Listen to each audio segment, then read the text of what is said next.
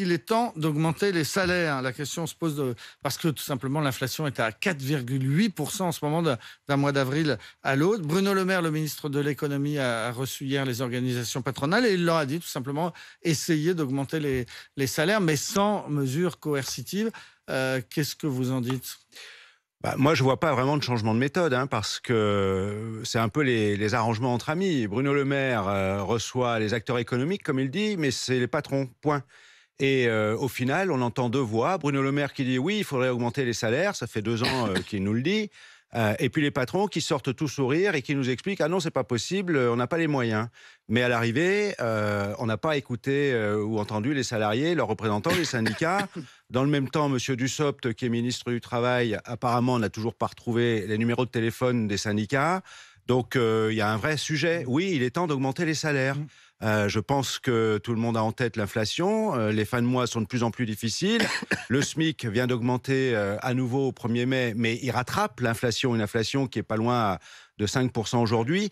Dans le même temps, c'est vrai qu'il faut stopper l'inflation sur les prix de consommation courante, les carburants, l'énergie, les matières premières, parce que c'est vrai aussi que pour un certain nombre d'entreprises, de petites entreprises, c'est serré également. Donc il faut des mesures qui stoppent l'inflation, qui stoppent l'engrenage de l'inflation, mais dans le même temps, il faut augmenter les salaires.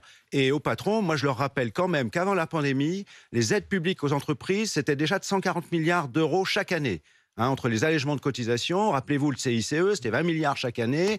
Pendant la pandémie, il y a eu des aides massives aux entreprises. Donc je peux comprendre que pour un certain nombre de secteurs d'activité, de petites entreprises, ce soit difficile. Mais la question des salaires, c'est la rémunération du travail. Nous, on ne demande pas la charité. Est-ce que l'État ne pourrait pas commencer par donner l'exemple en augmentant peut-être le point d'indice? Alors, j'ai entendu la porte-parole du gouvernement hier nous dire effectivement, confirmer ce qui était annoncé avant même l'élection présidentielle, la perspective du dégel du point d'indice. Elle dit au passage que le gouvernement n'a pas de bouton pour appuyer sur lequel appuyer pour augmenter les salaires.